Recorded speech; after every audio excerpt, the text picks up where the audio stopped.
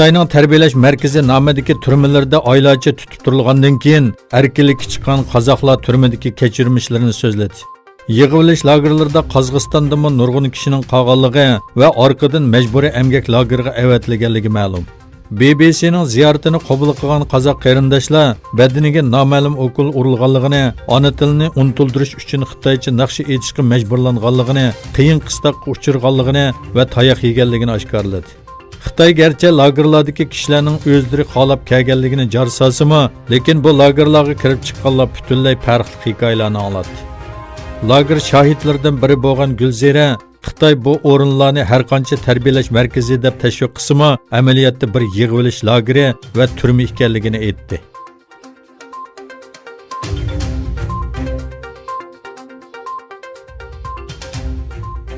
Sharq Turkistonning Otish shahrida 30 yildan buyon imomlik qilgan 90 yoshli Ovdun Oyibningmi Xitoyning yig'ilish lagerlarining ziyonkashligiga uchirganligi oshkorlandi. Amerikaning Boston shahrida turishliq Mariya xonim 2019-yili 2-oylarda 90 yoshdan oshgan tog'isi Ovdun Oyibning yig'ilish lageriga ib ketilganligidan xabar topganligini, uningdan keyin bo'lsa hech qanday uchurni olmaganligini bildirdi. Erkin Osiyo radiosi bo'lsa, Xitoy hukumat manbalariga asosan Ovdun Oyibning 2017-yili tutqun qilinganligi va soqchilarning nazorati ostida 50 kun davolanganligi doir faktlarning borlig'ini o'ttirg'a qo'ydi. Ovdun Oyibni taniydigan kishilar uning taqvodor va hurmatga sazovor kishi ekanligini, uningdek bir kishining diniy asabiylik bilan ayblanishining amaliyotda Xitoyning haqiqiy mohiyatini ichib berganligini yana bir qatim namoyon qildi.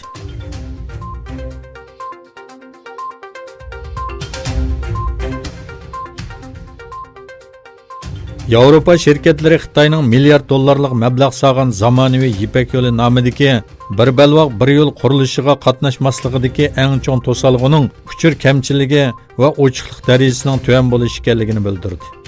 Xitoydagi Yevropa Ittifoqi savdo birlashmasi tomonidan elib berilgan bir tadqiqotga qatnashgan 132 shirkatdan faqat 20sila bir balvoq bir yo'l qurilishiga qatnashish taklifini sungan. Osiyo, O'rta Sharq, Afrika va Yevropaning port, Tömür yo'l, tosh yo'l va sanoat rayonlari bilan tutashtiradigan bu qurilishda uchur yetarsizligi sababli Yevropa shirkatlarining huddiga elish ishlariga aralashmaganligi bildirildi. Yevropa Ittifoqi savdo birlashmasining raisi Votki bu qurilishga Yevropa shirkatlarining qatnashish nisbatining tuvan ekanligini, qatnashgan shirkatlarning asosan ma'lum sohada faoliyat olib berayotgan shirkatlar ekanligini aytdi.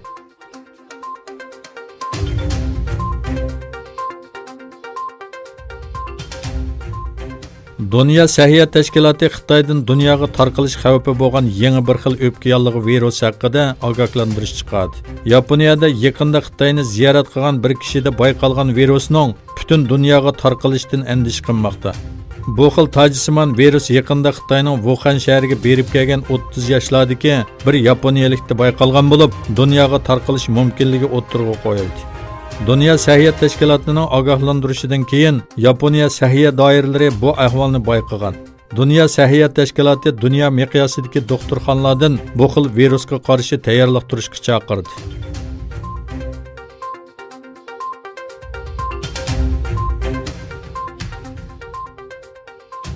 Rossiyada Medvedev hukumati istifa bergandan keyin Prezident Putin nomzod qilib ko'rsatgan Mikhail Mishustin parlamentning qo'llashi bilan yangi bosh ministr bo'lib saylandi.